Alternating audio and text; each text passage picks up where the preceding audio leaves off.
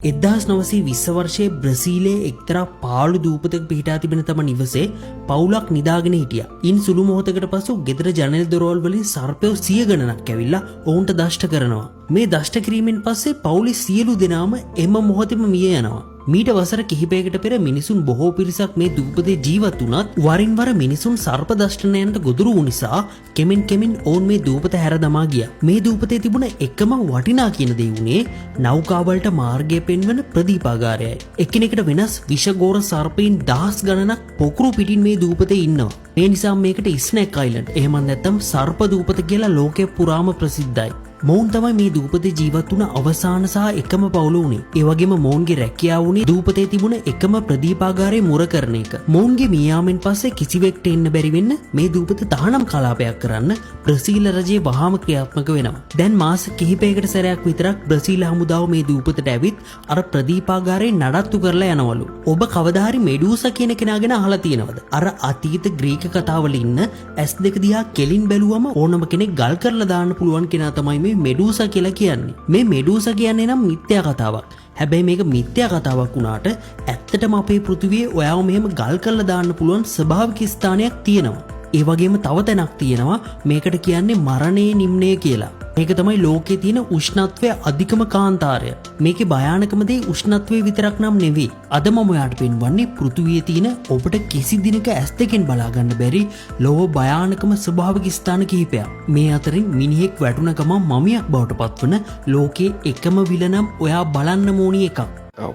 ඒ ගැන කියන්න කලින් මට ඔයාගෙන් පුංචි උදව්වක් ඕනි. පුළුවන් නම් මේ වීඩියෝ එකට ලයික් එකක් දාගෙන යන්න. එහෙම කරොත් විතරයි මට පුළුවන් නළු නිලියන්ගේ නැටුම් ගෑම් වලින් පිරුණු වීඩියෝ තරමටම මේවත් මිනිස්සු අතරට අරගෙන යන්න. ඒක ඔයාගේ මගේ වගකීමක්. ඒ නිසා ලයික් එකක් දාගෙන යමු. ආයමු කතාවට. ලෝකයේ තියෙන භයානකම කුඩා කන්ද තමයි ඔයා මේ දකින්නේ. ඇමරිකාවේ වොෂින්ටන් වල පිහිටා තිබෙන මෙය අඩි 6288ක් උසයි. මේ කන්ද භයානක වෙන්නේ මේ කන්ද උඩ තියෙන දරුණු කාලගුණ තත්ත්වය නිසා. ලෝකයේ දැනට වාර්තා වෙච්ච වේගවත්ම හුලම් ප්‍රවාහය ගමන් කරන්නේ මේ කන්ද උඩින්. ඒකේ වේගය පැයට කිලෝමීටර් 371ක්. කොහොමද එච්චර වේගයකින් මේ කන්ද උඩින් හුලං යනවා කිව්වම මේ කන්ද උඩ දැනට අනතුරු 137ක් වෙලා තියෙනවා. හැබැයි මේ කන්ද භයානක වෙන්නේ මේ හුලං හින්දම විතරක් නෙවෙයි. මේ කන්දට හිම වැටෙන කාලෙට උෂ්ණත්වයේ සෙල්සියස් අංශක ඍණ 40ක් වගේ වෙනකන් අඩු වෙනවා. ඒ වගේම අධික හිමපතනයයි හුලඟයි උෂ්ණත්වයේ වගේ මේ හැමදේම නිසා මේ කන්ද ලෝකේ භයානකම කඳු මුදුනක් වෙනවා. මේ භයානකම් පෙන්වන්න මේ කන්ද මුදුනේ අනතුරටපත් වෙලා මැරුණ අයගේ මිනි වලවලුත් මේකට හොඳ උදාහරණයක්. අට්ලාන්ටික් සාගරයේ පිහිටා තිබෙන බර්මියුඩා ත්‍රිකෝණය ගුවන් යානා නැව් වගේ දේවල් කිසිම හෝඩුවාවක් නැතුව එකපාරටම අතුරුදහන් වෙන ප්‍රදේශයක් විදිහට ලෝකේ පුරාම ප්‍රසිද්ධයි.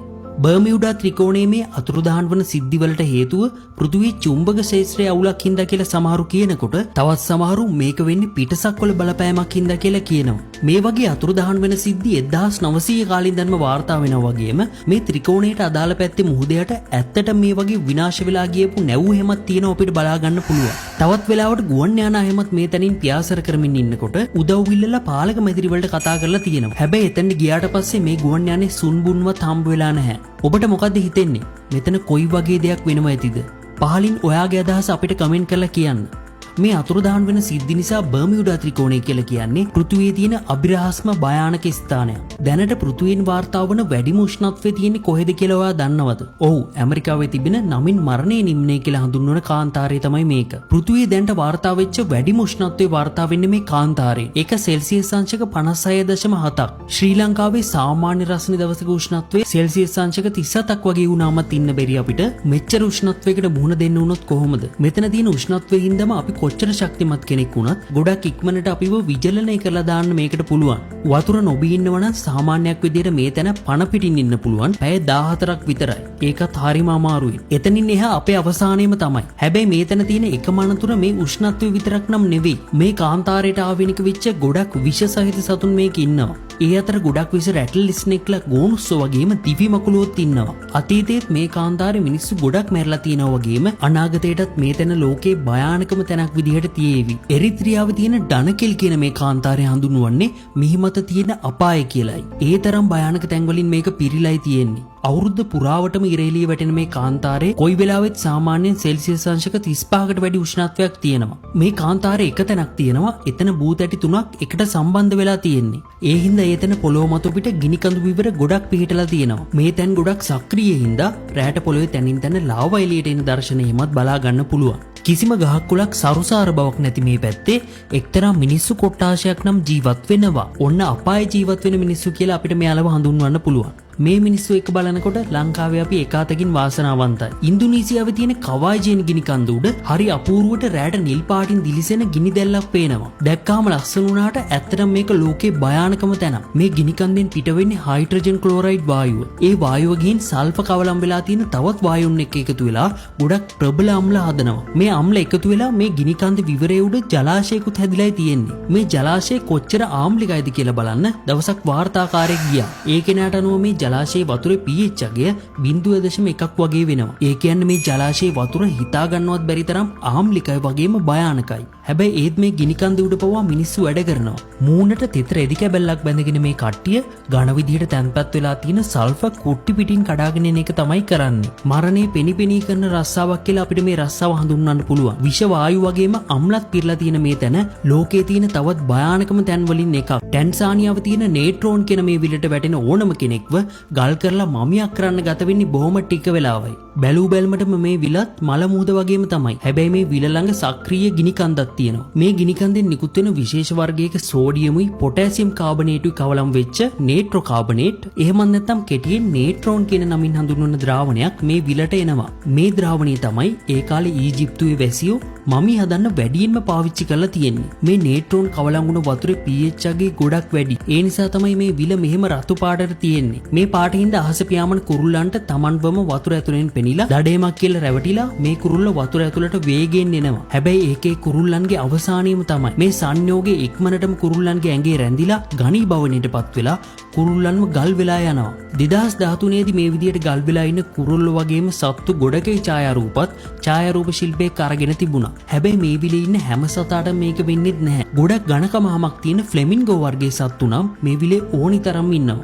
මේ සත්තුන්ටත් ඉන්න පුළුවන් හින්දා අපිත් මේ විලට වැටුනොත් අපිටත් මේක බේරිලා ඉන්න පුළුවන් වෙයි කියලා ඔබට හිතුණාද? එහෙම හිතුවනම් ඔයා වැරදි. අවුරුද්දේ සමහර කාලවලට මේ විලේ උෂ්ණත්වය සෙල්සියස් අංශක 60ක් වගේ වෙනකන් ඉහළ යනවා. මේ හින්දා මේ විලට වැටුනොත් ඔයාව පළවෙනි තත්පර 5න් වගේ ගොඩක් දරුණු විදියට පිලිස්සෙනවා. මේ සත්තුන්ගේ ගල් වෙනවා වගේ එකපාරට නම් මිනිස්සුන්ගේ ගල් නොවුනට වැඩි වෙලාවක් මේ වතුරේ හිටියොත් මමියක් බවට පත් වෙන එක නම් ස්ථිරයි කියලා පරීක්ෂකයෝ කියනවා. කොච්චර හොඳට මමියක් වෙනවද කියලා කිව්වොත් අවුරුදු 100කින් හරි ඔබ මේ විලෙන් ගොඩට ගත්තොත් ඔබේ කොණ්ඩේ ඇඟේ අවයව වගේම සේරම හොඳට සුරකිලා තියෙයි. 2007 අවුරුද්දේ දවසක මේ විලේ වාර්තා වැඩසටහනක් කරන්න ගිය හෙලිකොප්ටරයක් මේ විලට කඩාගෙන වැටුණා. එතනදී මිනිස්සු ඉල ඇටයි කකුළුයි කඩාගෙන ඉන්නකොට මේ පැත්තේ ඉන්න ජනතාව ගිහින් ඉක්මනටම ඔවුන්ව බේරගෙන තිබුණා. නැත්තම් ඒ මිනිස්සුන්ටත් වෙන්නේ ගල් වෙලා මැරිලා යන්නයි. පෘථුවියේ මෙහෙමත් ස්වභාවික තැන් තියෙනවා කියලා ඔබට හිතා ගන්න පුළුවන්ද? ඇත්තටම හිතා ගන්නවත් අමාරු වුණත් මේක හැබෑම ස්වභාවික තැනක්. පෘථුවියේ සුන්දර තැන් වගේම මේ වගේ භයානක තැන් වලිනුත් පිරුණු තැනක් කියන්න මේක හොඳ උදාහරණයක්.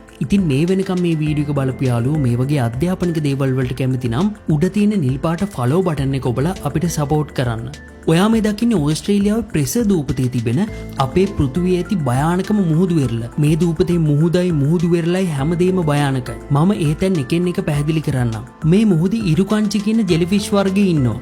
මේ සත්තු මරණීය විෂ සහිත ජෙලිෆිෂ් වර්ගයක්. ඒ විතරක් නෙමෙයි බ්ලූ බොටල් කියලා හඳුන්වන මේ අනිත් සත්තු විශේෂයත් ගොඩක් විෂ සහිතයි. මේ සත්තු මේ මුහුදු වෙරළට ළඟ නොගැඹුරු මුහුදෙම ඉන්නවා. අන්න ඒ නිසා අපිට ගොඩක් මේක අනතුරුදායකයි. ඒ වගේම මේ මුහුදට එකපාරම් පැන්නත් ඔළුව බිම වැදිලා මැරෙන්නයි වෙන්නේ. මොකද අපිට පේන තරම්ම මේ මුහුද මේ හරින් ගැඹුරු නැහැ. ඒ වගේම මේ දූපතේ ගොඩක් අප්‍රසිද්ධ බල්ලන් විශේෂයක් වන ඩින්ගෝ කියන බල්ලෝ විශේෂයක් ඉන්නවා. මේ අපි ඇති කරන જાතිය බල්ලෝ නෙවෙයි. කැලේ ඉන්න මේ බල්ලෝ જાතිය දඩේමක් විදිහට අපිට උනත් රංචු පිටින් ඇවිත් පහර දෙන්න පුළුවන්. ඉතින් මේ වගේ හේතු නිසා තමයි මේක ලෝකේ භයානකම වෙරළ වෙලා තියෙන්නේ. ඉතින් ඔයා මේකට යනවා නම් ඔයා යන්න ඕනේ මරණ සහතිකේ ලියලම තමයි. පෘථුවිය කියන්නේ මේ වගේ ගොඩක් භයානක තැන් පිරුණු තැන. තනි වීඩියෝ එකකින් හැම තැනක්ම විස්තර කරන්න බැරි වුණා. තව මේ වගේ තැන් පෘථුවියේ ඕනි තරම් තියෙනවා. ඔයා මේ වීඩියෝ එකට කැමති නම් මම මේ වගේ භයානක තැන් එකතු කරලා තව දෙවෙනි කොටසකුත් අරගෙන එන්න. මේ හැම දෙයකින්ම අපිට ඉගෙන ගන්න තියෙන පාඩම තමයි සමහර ස්ථාන පිටතින් සුන්දර වුණාට අපි නොදකින මේ වගේ භයානක දේවලුත් මේවා ඇතුලේ හැංගිලා තියෙන්න පුළුවන් කියන එක.